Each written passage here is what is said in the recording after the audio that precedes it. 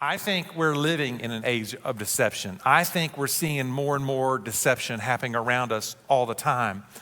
But there's something that you need to be aware of. There's an age that is coming where deception will run deep, where deception will run rampant, where many people will be deceived.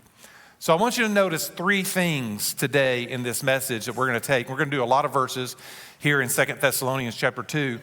I want you to notice three things. Number one, notice the deceiver. The Bible tells us that there is a deceiver that is coming. One of the names that the deceiver, the lawless one, is referred to is the Antichrist. Listen to me. There is an Antichrist coming. Some things you need to know about the Antichrist real quick. He's not going to come in and say, I'm the Antichrist. He's not going to do that. What he's going to do is, remember, he's a deceiver. And he's going to come in and he's going to declare himself to be the Christ. But notice, this deceiver comes with false wonders. He comes with false power. He comes with false signs. But many people will be deceived by him. They'll think to themselves, oh, he must be the one. He really is the Christ. So I want you to get this. We're in the end of the end times. And then he says to know this, he says, there will be terrors and great signs from heaven. Terrors and great signs from heaven. Now, the first thing I want you to notice that word heaven. Biblically, there's at least three different heavens. Again, there's the heaven that one day we're going to go and be in eternity, where he's gone to prepare a place for us. There's that heaven. There is the heavens that are above us. And when I say the heavens, there is the atmosphere that is above us. The atmosphere where airplanes fly, where birds fly. That's also known as a heaven. Then there is space that is outside of our atmosphere. That's also known as a heaven, okay? If you were to follow the Jewish religion, you would find out that some Jewish people say there's up to 5 different heavens. I don't want to go into that far. It takes too much. But I want you to get this. When he says there's going to be terrors and great signs from heaven, he's not talking about this is coming from Jesus' kingdom where he's sitting on the throne. He's talking about a different heaven here. And so he says, really interesting, he says something's going to come out of the heavens.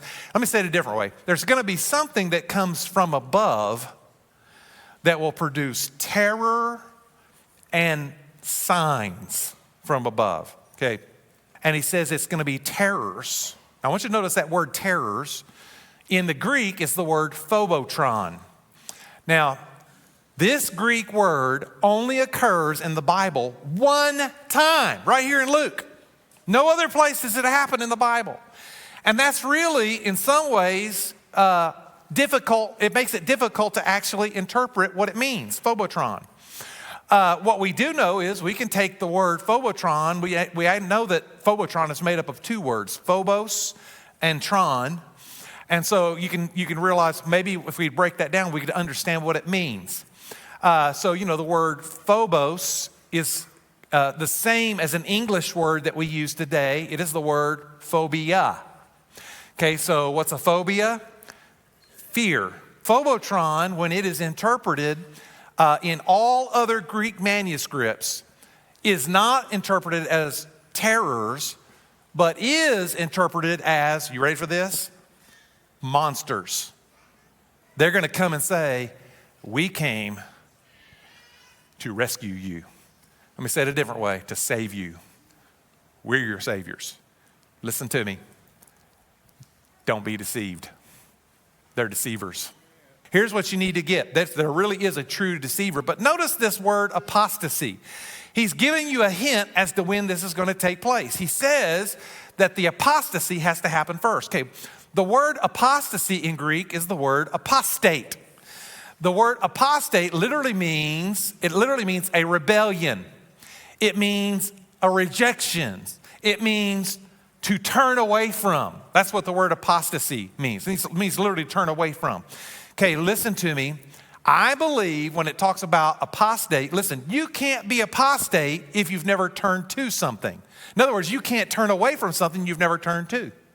And what he's saying is, I believe he's saying that in the church, There will be people who turn away from God. The apostasy has to happen first, and people in the church will begin to turn away from God.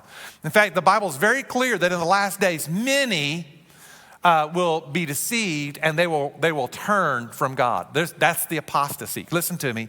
We're living in that day and time right now. Notice not only the deceiver, I want you to notice the dampener. What is this restrainer?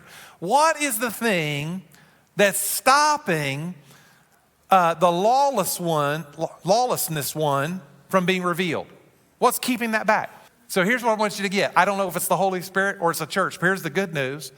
The lawlessness one does not get revealed till the restrainer is removed. And if it's the Holy Spirit, we're going with him. And if it's the church, I'm going with her. Notice the deliverer. There is a deliverer. There is a real Messiah. There really is a real Jesus. We don't get saved by our good works.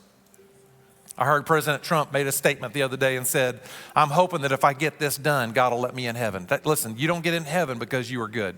We get into heaven because we believed in Jesus. But once you're saved, listen to me, once you're saved, your good works don't get you to heaven. But once you're saved, we've been saved to do good works.